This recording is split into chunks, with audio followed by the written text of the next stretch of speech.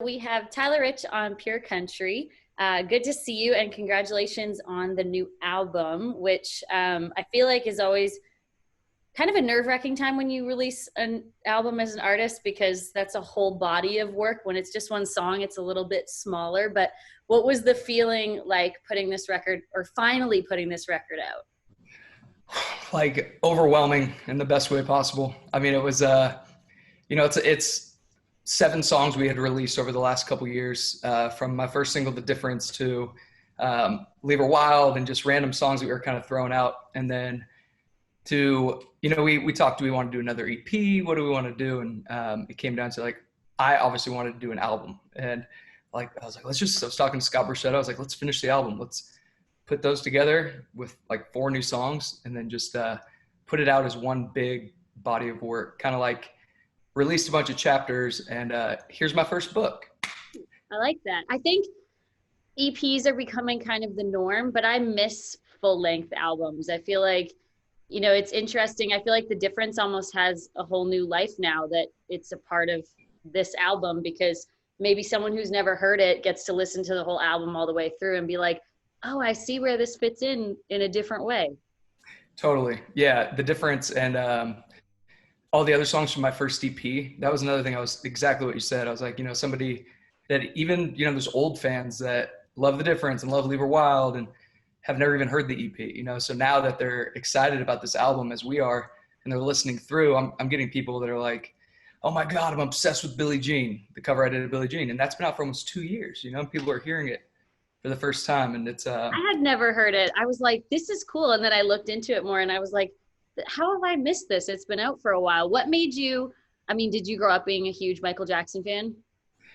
Yeah, when I was a kid, my favorite movies were Michael Jackson music videos. I used to, Thriller was like my favorite scary movie when I was a kid. And I was just always obsessed with his whole show. Just his entire performance, his voice, of course. And when I was doing cover songs in casino lounges for a long time, just tips for money, in Nashville, a lot of people do Broadway, stay in town. My version of Broadway was I would fly to Vegas, or I would fly to Northern California, and I'd go to these casinos and play in these smoky wine lounges for 5 hours a night, 4 nights a week, go back and write songs for 2 weeks, come back, make money. And I was like, how am I going to make more money? I was like, I need to make some real tips. And so my thing was, I need to make some of these covers like truly my own. And Billie Jean, so many people know that song. They've heard it their whole lives, but they don't know the story. And the story behind the song is just, it's crazy. And so I was like, man, this would be such a cool, like, gritty kind of Blake Shelton, Old Red, bluesy country song. And I started doing it in these wine lounges, and all of a sudden I started getting like $100 tips. And I was like, this is how I make money. yeah. And I was like, oh man, people love this. And we went on radio tour right around the time I first met you. And, we were going around and making the rounds and figuring out, what am I going to play that's going to, kind of surprise people when you're meeting all these people from radio. And I was like, well, I do a cover of, Billie Jean. My label's like, Michael Johnson, you can't cover the king. I was like, and it's intimidating to cover the king of anything, and so, but I played it, and they all fell in love with it. And they're like, oh my God, you got to play this on radio tour. And then that led to Amazon was like, man, I want you to release this exclusively with us. So it was just an Amazon release for like a year. And then it hit everything else. And now it's everywhere. Now it's on the album. Yeah, it's so cool. And I think, when an artist is starting out, like, they play live shows, they don't have enough original songs maybe to play a full set. So I feel like covers are important, because they kind of tell a lot about a newer artist. And I don't think I've ever heard anyone even cover Michael Jackson in like their own way. Doing Michael Jackson exactly like he did it is one thing, but to like completely turn it around and change it up it's a bold move. Terrifying. We've incorporated it into our live set as well, and it's definitely one of the biggest moments of our show. It's really, really for sure. Yeah. Sorry, I'm just making my dog stop making funny noises. But you're a dog guy, so we're okay. Yeah, they're not here right now, or they would be howling. I was going to say, sidebar, she's like snorting in the background, but so you had Abby, the husky, originally, and then I saw it. Have you officially added Max, the new foster rescue pup, to the family? Totally. Mm-hmm. Yeah, is that a foster fail? What was that? Was that a foster fail? Foster fail for sure. Yeah, I mean, he was 16, living in like an extremely hot garage in Northern California, and was just very severely neglected, malnourished, underweight, mange, fleas, ticks, crooked, long, crazy nails, couldn't walk. Basically, was like at the end, you know. And so we found out about him, and we're like, we got all the time in the world right now. And my husky Abby that I've had for 15 years was about to turn 15. And I was like, you want a friend? Like, let's do our senior years together. And so we brought in Max, just to kind of rehab him, you know, see, have a little fun quarantine project and bring this dog back to life. And then either give him to like one of our grandparents or find a home for him. And then all of a sudden, you know, like a ton of CBD, vitamins, real food, walks. He had never been on a walk before, basically. I mean, I'm sure he'd run around when he was younger, but Yeah. and so then all of a sudden, a few weeks in, he was greeting us at the door and playing and running around. And now, I mean, he's for sure a foster fail. He is So 1,000% our dog. he looks like a giant polar bear. He's so sweet too. He's like one of those dogs, like like Abby is just kind of like a cat. Like she'll get in bed at night and then we'll say goodnight to her and then she'll get in a ball on the end of the bed facing away from us. But she's still touching us. Whereas in Right. Max, if I put Max next to me, he'll like pretend he's not there so we don't move him for the whole night. He won't move an inch. He's just like Like, he'll cuddle up and he truly is. He's like a big old fluffy teddy bear. ah, It's I the love best. that. Well, congrats on that. He's super cute. But back to the album. So obviously talking about Sabina, your beautiful wife, who I had the pleasure of getting to meet last year at Boots and Hearts.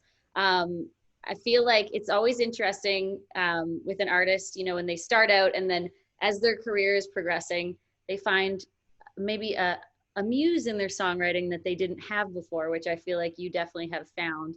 Has it made songwriting more fun when you have an actual person to focus all those love songs on? Absolutely. It's funny because as I was listening to my album a couple of days ago, I was thinking, I was like, man, I almost need like Sabina and I to start fighting or something. We don't really ever fight. I mean, we bicker once in a while, but like we don't really ever fight. We've never in our entire relationship ever said, I can't do this anymore. We've never walked away. We've never even taken like an hour break. You know, there's just never been a turmoil. Luckily, we've been together for 4 years, which is crazy because all my other exes were the complete opposite. And so it's like I almost need her to piss me off so I can start writing some like different style songs. So like song number 2 on the album is called Still Love You. And I had to write that I wrote about an ex, you know, just like a crazy toxic relationship Yep. where, you know, how can I still love you when I don't even like you? Like I hate you. And she's like, who's that about? And I was like, you know. You need to talk to Steven because when we were like getting engaged and married, he was writing all of these horribly sad breakup songs. And I was like, should I be worried about this? They're What's so much going on? they're so much easier to write. They really are. Like love Yeah. songs are I mean, love songs are obviously also easy, but you got to try to figure out how to make them creative and I feel you know, like a the, different angle. yeah. And I mean, I'm not a writer, but I feel like there's a little bit more pressure that goes into a love song because you want it to be, you know, special and original. Like it's easy to, you know, write a heartbreaking screw you love song or a breakup song, but love songs, it's got to be just right. You want it to be a proposal song, you want it to be a first dance song, you want it to be their song. I feel like Leave Her Wild. I mean, I only met Sabina for about 30 minutes backstage at Boots and Hearts, but in meeting her and seeing her in your socials and stuff, I feel like you captured her completely in that song. 100%. Yeah. Yeah, she's unapologetically herself 30,000% of the time.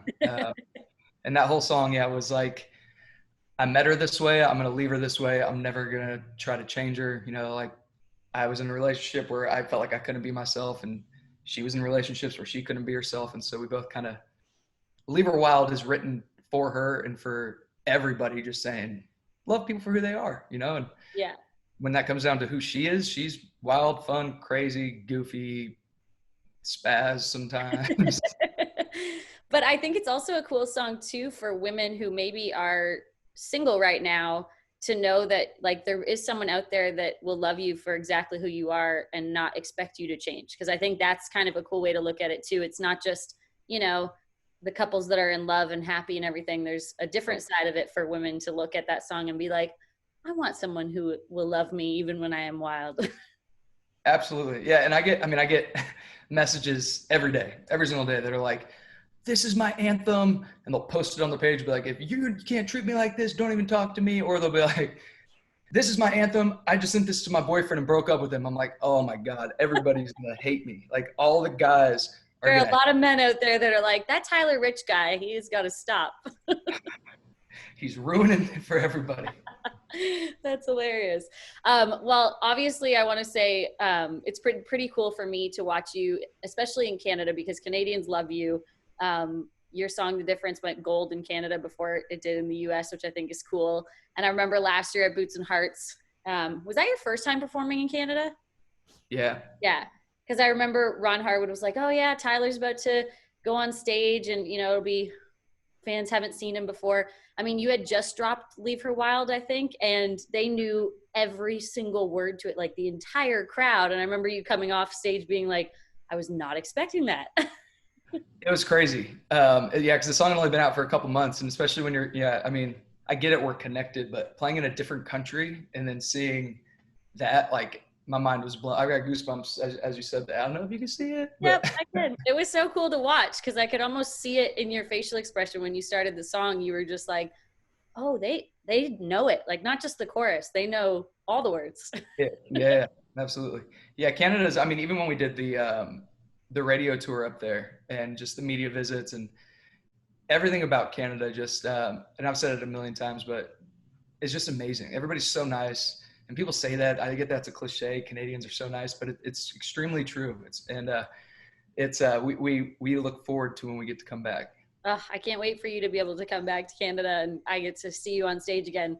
It was nice though. You got to be a part of the Cavendish Beach Music Festival drive-in special that you got to perform Feels Like Home from Home. And it was fun to watch fans get to see you for the first time because you'd never been out to Cavendish before. And so a lot of those fans are like, oh, we want him to come back to Cavendish in real life. I love it.